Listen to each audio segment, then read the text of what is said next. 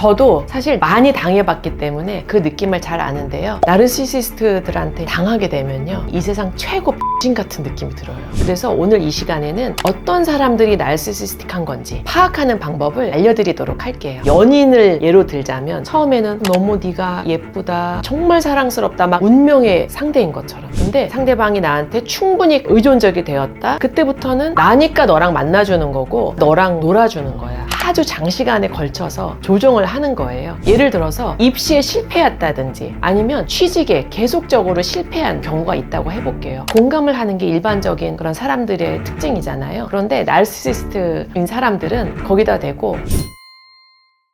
안녕하세요. 저는 정신과 의사 이선아입니다. 요즘 나르시시스트라는 말이 되게 많이 쓰이더라고요. 그러니까 나르시스트들한테 당해서 온 환자분들이 엄청 많습니다. 그게 가족이 될 수도 있고 직장, 동료나 선배나 이런 사람이 될 수도 있고, 그렇게 해서 병원에 너무 힘들어져서 오시는 분들이 정말 많습니다. 제가 이런 의견을 봤어요. 어디서 우리나라, 그러니까 대한민국의 나르시시스트의 비율이 유독 높다고 하던데 원장님 어떻게 생각하시나요? 우리나라는 특징이 굉장히 경쟁이 치열하거든요. 내가 조금이라도 남보다 나아야 되고 내가 조금이라도 더 우위에 서야 되고, 이러다 보니까 사회적 분위기도 나르시시스틱하게 자극하는 요소가 있지 않나? 그런 생각도 좀 들기는 들어요. 그래서 연구 결과가 딱 몇 %가 더 높다 이런 건 아니지만 그런 경향성이 있을 수도 있다 말씀드릴 수 있을 것 같습니다. 그러면 내 주변에 이상한 사람이 낌새 같은 게 느껴지잖아요. 그런 그 사람이 나르시시스트 아닐까? 하고 의심하는 경우가 있을 거란 말이에요. 근데 저희가 나르시시스트가 뭔지 알아야 대처가 더 수월할 거거든요. 나르시시스트라는 건 정확히 뭔가요? 원래 그리스 로마 신화에 나오는 나르키소스 이야기인데요. 나르키소스는 물가에 비친 자신의 모습을 보고 너무 반해갖고 자기 자신을 사랑하다가 죽음에 이르게 된 존재인데, 그 이름을 따서 나르시시스트라는 그런 말이 생기게 되었습니다. 나르시시스트들한테 당하게 되면요, 내 자신이 이 세상 최고 X 같은 느낌이 들어요. 너무 내가 못나고 나는 정말 하찮은 인간이고 저렇게 잘난 사람이 있나? 또 그런 생각이 들면서도 내 자신이 너무 비참하고, 일단 그게 제일 첫 번째 공통적으로 드는 감정인 것 같아요. 누군가랑 대화하고 나면은 되게 막 내 자신이 좀 좋은 사람 같고 너무 이 시간이 너무 좋고 다시 또 이 사람과 만나서 대화하고 싶고 이런 사람이 있을 거잖아요. 그런데 나르시스트들과 이야기하거나 하면은 비참하거나 되게 기분이 나쁘고 두 번 다시 별로 마주하고 싶지 않다, 이런 느낌이 들 수가 있죠. 그러면 그런 사람과 깊은 관계가 되면 더 고통스럽겠네요. 너무 고통스럽죠. 가스라이팅이라는 말도 요즘 많이 유행하잖아요. 나르시시스트들이 많이 하는 것 중에 하나가 가스라이팅이라고 하거든요. 즉, 나니까 너랑 놀아주는 거야. 나니까 너랑 만나주는 거고, 그래도 나 정도 되니까 너한테 이렇게 내가 은혜도 베풀고 너한테 이렇게 도움을 주는 거야. 너는 나 없이는 안 돼. 너는 그러니까 내 말을 잘 들어야 돼. 이런 생각을 계속 심어주거든요. 근데 이게 하루 이틀이 아니고 아주 장시간에 걸쳐서 조정을 하는 거예요. 연인을 예로 들자면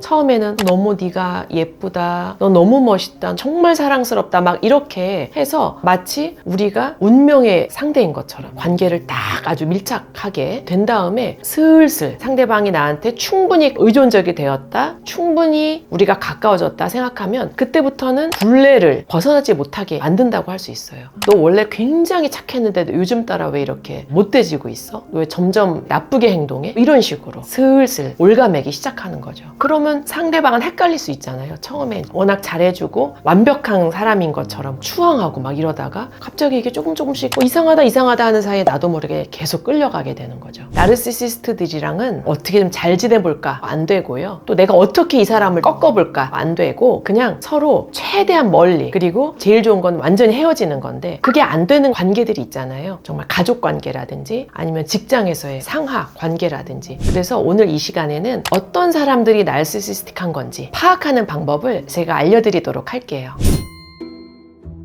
나르시시스트의 첫 번째 특징은 자기 자랑을 엄청 많이 해요. 예를 들어서 내가 옛날에 예뻤다, 내가 옛날에 덩치가 좋았다, 내가 요즘 잘 나간다, 돈을 잘 번다, 우리 애들이 서울대 갔다, 막 이런 식으로 끊임없이 자기 자신에 대한 자랑을 계속 좀 늘어놓습니다. 예를 들어서 내가 막 지금 남편 때문에 힘들어, 그래갖고 누구 엄마, 내가 요즘 우리 남편이 이렇게 해갖고 내가 속 썩고 있잖아, 나 요즘 너무 부부 사이가 안 좋잖아, 이렇게 말을 하는데 거기다 대고 자기 부부 사이가 얼마나 좋은지, 남편이 자기를 얼마나 사랑하고 남편이 뭐 나밖에 없다고, 그리고 맨날 모델 같다고 칭찬한다, 뭐 이런 얘기를 갑자기 이제 거기다 대고 하는 거죠. 저 아줌마는 왜 저렇게 눈치가 없어? 라고 볼 수도 있지만 사실은 나르시시스틱한 걸 수도 있어요. 그러니까 내가 힘들어서 그런 거를 말한 건데 공감해 주는 게 아니라 자기 자랑하고 내가 너보다 우위야, 나는 우월해, 이런 걸 말하는 거에 훨씬 더 몰입이 돼 있는 거죠. 가장 공통적으로 나르시시스트인 사람들은 자존감이 되게 낮아요.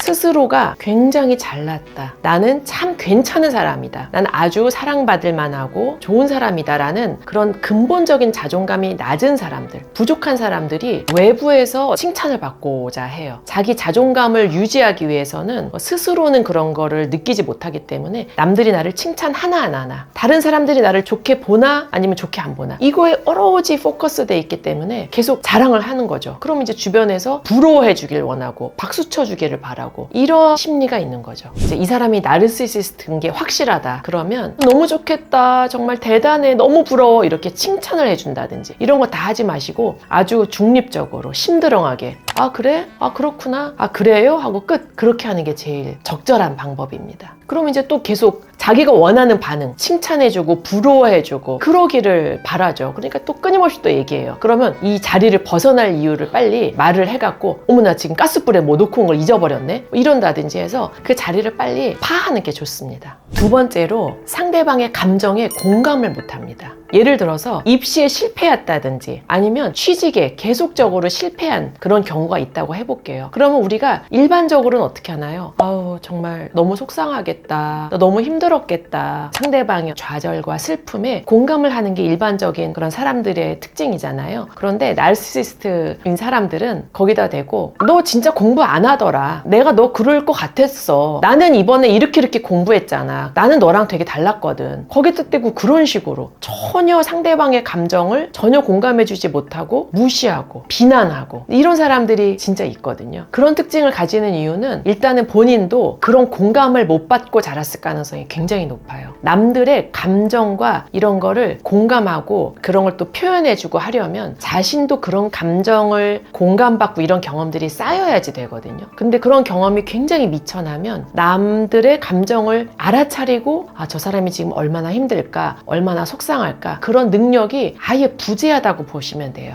일단은 내가 힘든 감정을 두 번 다시 얘기를 안 해야 돼요. 저 사람이 잘 못 알아들어서 그런가 보다, 내가 말을 제대로 전달을 못했나 보다, 이렇게 절대 자책하지 마세요. 이런 생각 해줄 필요가 없고요. 아, 두 번 다시 저 사람한테는 힘들고 부정적인 감정들을 이야기하지 말아야 되겠다, 이렇게 하시면 되고요. 공감을 얻기를 바라시면 안 됩니다. 또 세 번째 특징이 자기 잘못을 인정을 안 하고 늘 남 탓을 해요. 예를 들어서 우리가 일반적인 사람들은 어떤 일이 실패로 돌아가게 되면 아 여기서 내가 뭘 잘못했지? 내가 앞으로 뭘 고쳐야 되지? 왜 조회수가 안 나왔지? 뭐 이러면 이제 내가 뭐 말을 잘못했나? 웃기지를 못했나? 이런 식으로 생각을 하면서 스스로를 돌아보고 이런 거를 거쳐야 되는 게 일반적인 건데, 이게 나르시시스틱한 사람들은 남 탓을 하는 거예요. 예를 들어서 이번에는 구도가 잘못 나왔다라든가, 우리 PD님 너무 지금 유능하신데 막 괜히 PD님 탓을 한다든가, 이런 식으로 남 탓하고 사회 분위기 탓하고 이런 게 전형적인 나르시시스틱한 사람들의 특징입니다. 그거 아세요? 겁 많은 강아지가 크게 짖는다고 하잖아요. 예를 들어서 격투기 세계 챔피언이야. 그런 사람들이 어디 이렇게 막 나가서 센 척하고 이럴 필요가 있을까요? 전혀 그럴 필요가 없고, 누가 막 깔짝깔짝대고 막 까불어도 그냥 점잖고 느긋하거든요. 왜냐하면 내가 한 방 이렇게 치면 저 사람 날아갈 거 아니까 절대 힘을 함부로 쓰지 않잖아요. 그런데 꼭 겁 많은 강아지들이 크게 짖듯이 내가 자신감이 없다든지 내 몸이 좀 왜소한 편이라든지 힘이 없다든지 이런 사람들이 괜히 막 욕 찍찍하고 괜히 막 침뱉고 막 센 척하고 하는 거란 말이에요. 즉 내 자신이 뭐가 잘못됐나, 내 자신을 돌아보고 반성하고 하는 거는 정말 강한 사람들이 할 수 있는 거예요. 자기 자신에 대해서 되게 자신감이 없고 나약한 사람들은요 절대 내 자신을 진지하게 돌아볼 수 있는 자신감이 없습니다. 그런 사람들 대처할 때는 건드리지 말아야죠. 왜냐하면은 나르시시스틱한 사람들이 스스로의 잘못을 깨닫게 될 일은 없다고 보시면 돼요. 그 정도로 아주 세거든요. 내가 어떻게 좀 더 설득하면 될 거야. 내가 좀 더 잘해주면 이 사람이 바뀌겠지. 내가 좀 더 진심을 다하면 상대방이 내 진심을 알아줄 거야. 다 착각입니다. 그냥 대화를 종료하시고 가까이 안 하시는 게 최고의 방법이라고 생각합니다. 네 번째 특징이 관계를 도구화하는 그런 측면이 있어요. 우리가 일반적으로 연인들이 어때요? 너무 사랑스럽고 정말 저 사람과 같이 있는 게 좋고 대화를 하다 보면 마음이 편해지고 얼굴만 봐도 기분이 좋고 이런 게 일반적으로 사랑하는 연인 또는 부부 사이의 특징이잖아요. 그런데 이렇게 한쪽이 나르시시스트인 경우에 어떠냐면 SNS에다가 아내를 위해서 아주 멋진 결혼기념일을 준비를 했다 이러면서 막 좋은 데서 사진 찍고 둘이 되게 좋은 데 놀러 가서 사진을 찍고 이렇게 해서 올려요. 그러면 굉장히 아내를 사랑하다 보다 그렇게 보일 수가 있거든요. 근데 나르시시스틱한 환자들은요 이거를 이용하는 거예요. 나는 이렇게 가정생활도 화목하게 잘 꾸려나가는 사람이다. 상대방을 사랑하는 게 아니라 내 자신을 사랑하는 거예요. 나는 애인과 또는 배우자와 이렇게 완벽하게 사랑하고 있어 라는 거를 아까 그 나르키소스가 자기 자신한테 반한 것처럼 내 자신에 지금 반해서 이런 행동을 하고 있는 거거든요. 그러니까 상대방은 헷갈릴 수가 있어요.